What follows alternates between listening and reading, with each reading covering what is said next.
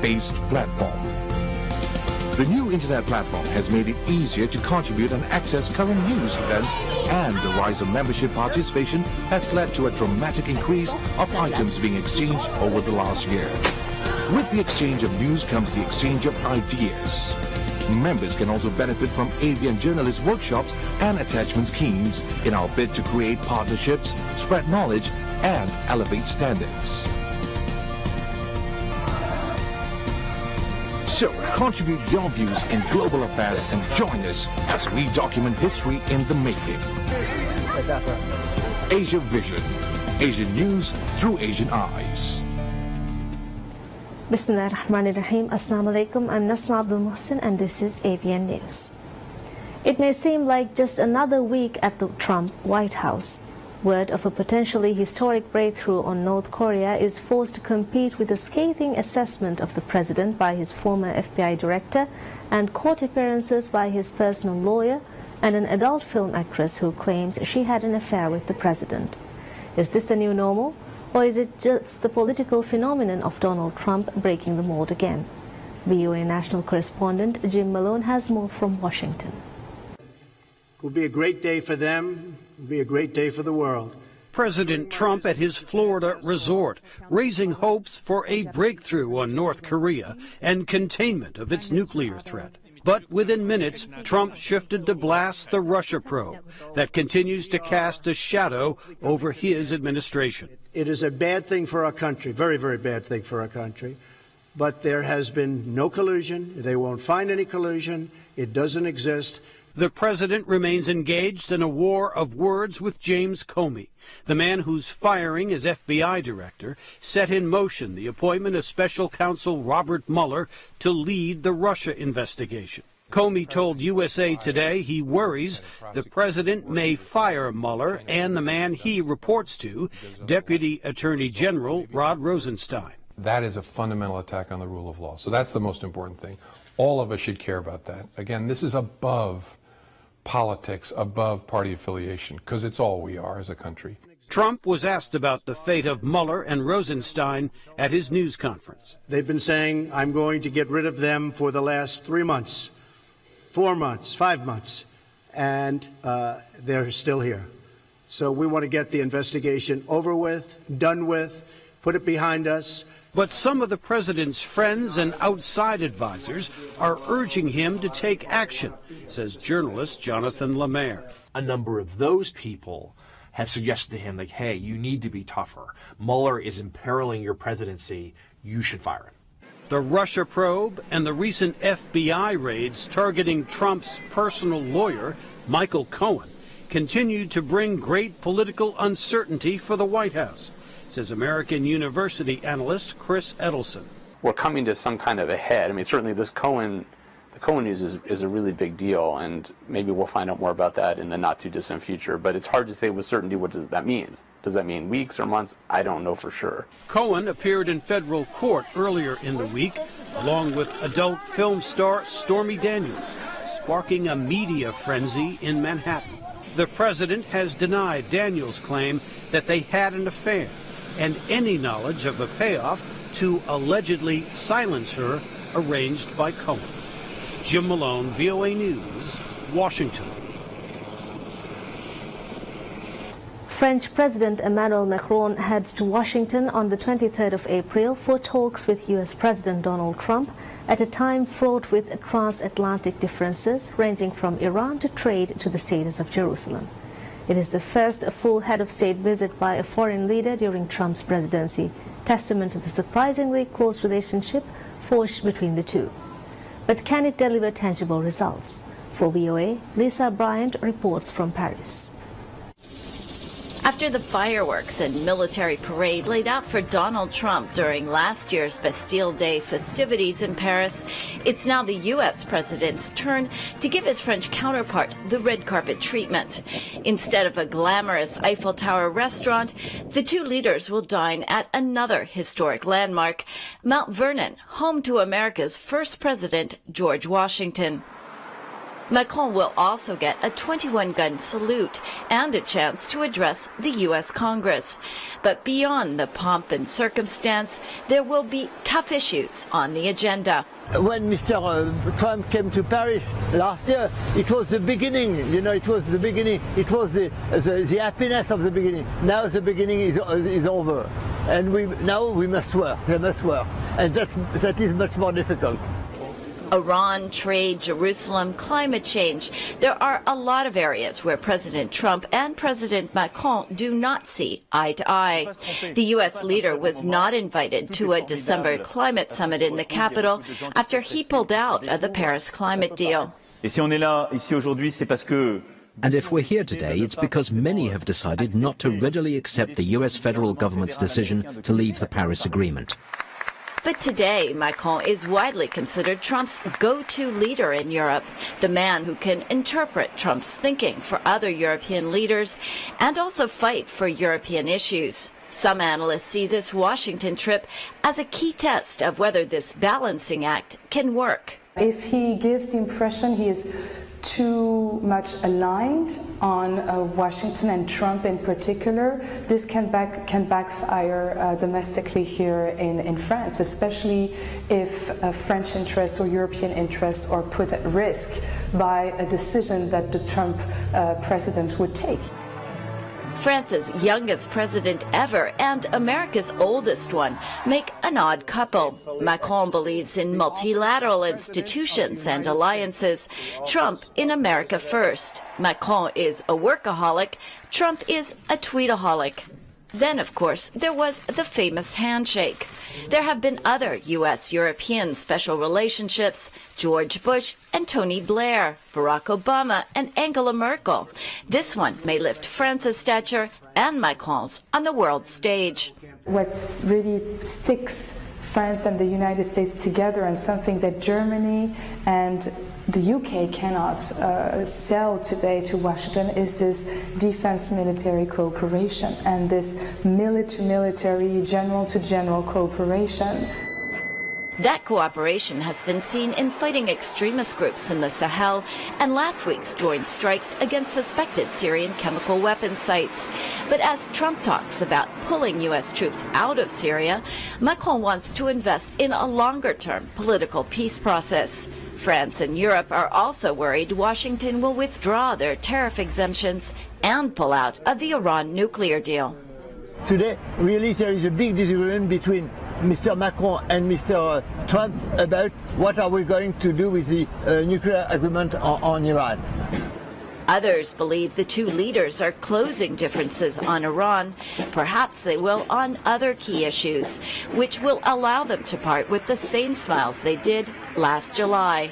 Lisa Bryant for VOA News, Paris.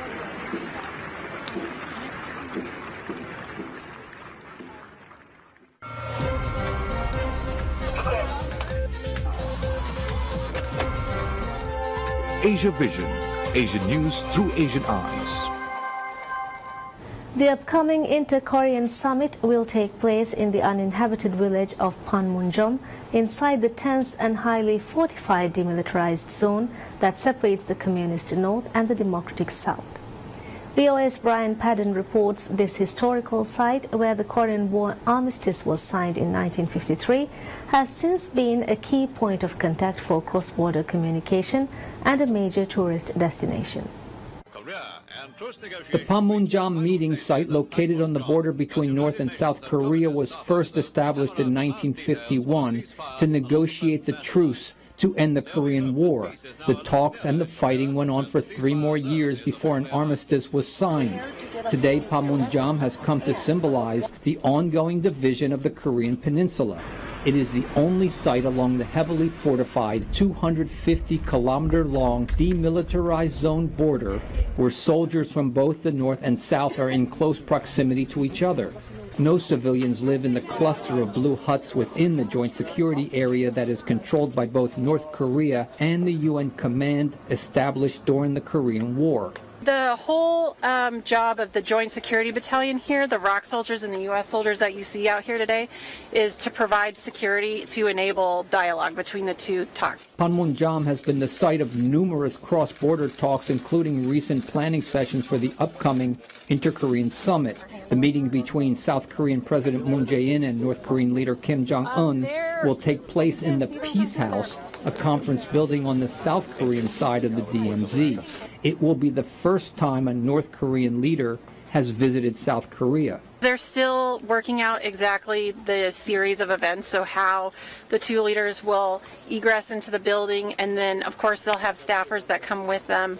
So that's still all being negotiated. While the border region is controlled to maintain a tense peace, there have been isolated incidents of conflict and violence over the years.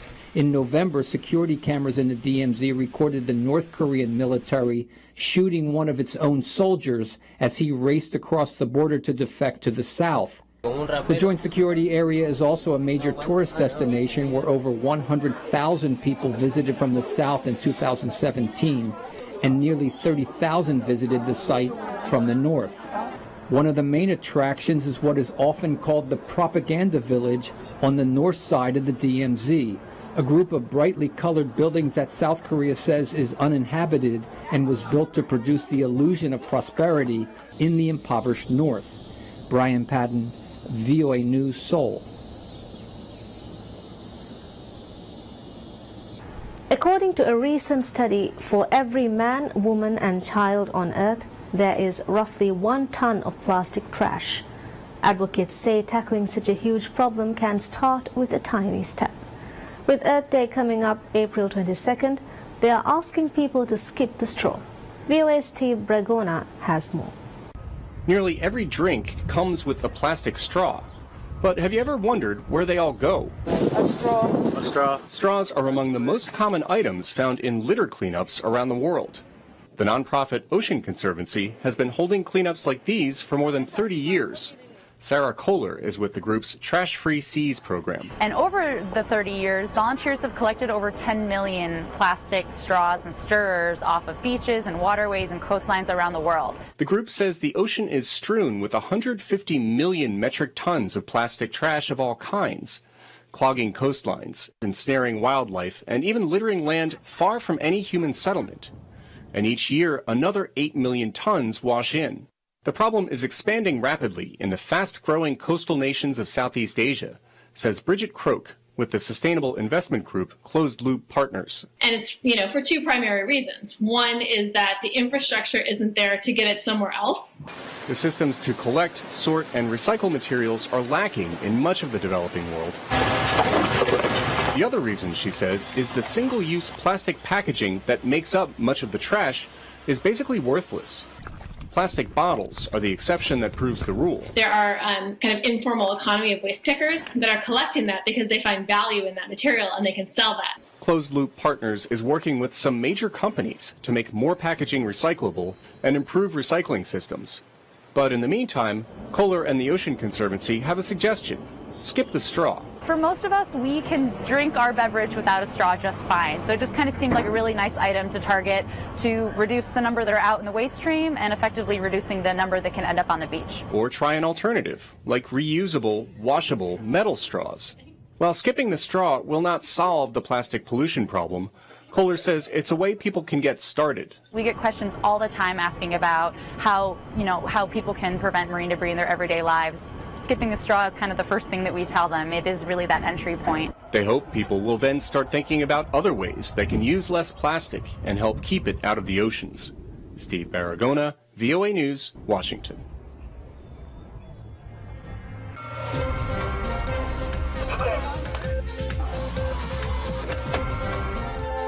Asia Vision, Asian news through Asian eyes. The blossoming friendship between China and the Cambodian government has become so close that a Chinese majority-owned Khmer language television station has built studios directly inside the Ministry of Interior in Phnom Penh. It is a peculiar joint venture that comes as Western-backed news outfits are being shut down or harassed ahead of a national election in July. David Boyle has this report from Phnom Penh. It's a typically frenetic morning in the studio of Cambodia's newest broadcaster, Nice TV, as reporters beam in the station's bread and butter stories, residential disputes and traffic jams. But there is nothing typical about the relationship between Nice TV, a private majority Chinese-owned station, and Cambodia's Ministry of Interior, a minority shareholder in the venture. This relationship has seen the Khmer language station studios built right in the middle of Cambodia's Ministry of Interior, where its initial goal is to put a more friendly face on the news that better connects with audiences. The content is look more entertaining, but some part, as I know, they will work to inform the people about the how to enforce the better public service. That's the purpose to have the TV, because the ministry run and have big tasks to the people basically at the grassroots level. To do this, Nice TV is harnessing the power of an app called Tutu Live that allows viewers to stream themselves live into the program. The station's COO, Jason Liu, was happy for us to film one of these broadcasts, but only agreed to speak for an audio-recorded interview himself. Liu told VOA the station was entertainment-focused, with an emphasis on user-generated content and engagement, rather than politics and conflict. The ministry has a police network all around Cambodia, so we want to create social news, and we can use this resource to create the best social news in Cambodia. For staff at the Cambodian Centre for Independent Media, who have watched as the country's free press has been largely dismantled ahead of this July's elections, the joint venture presents a worrying relationship. So for me, it's look not good. The image of the location in the ministry, it sounds, you know, the work of the private company interferes to the works of the ministry. Liu maintains that Nice TV is a purely commercial enterprise, but when asked about its relationship to the Chinese government, he did not want to speak on record. David Boyle for VOA News, Phnom Penh. And that's all we have for you right now. Thank you for watching. Have a very pleasant day.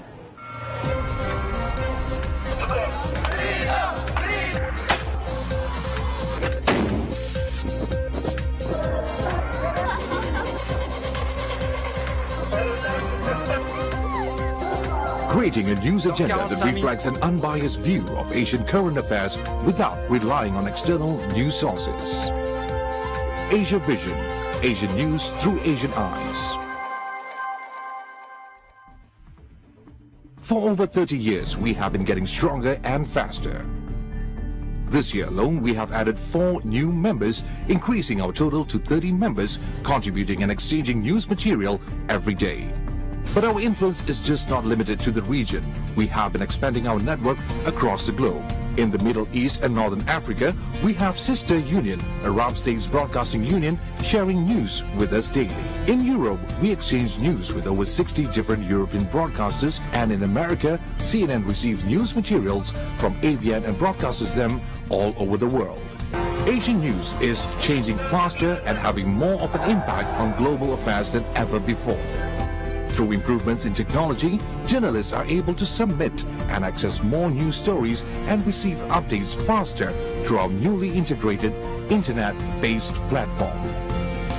The new internet platform has made it easier to contribute and access current news events, and the rise of membership participation has led to a dramatic increase of items being exchanged over the last year.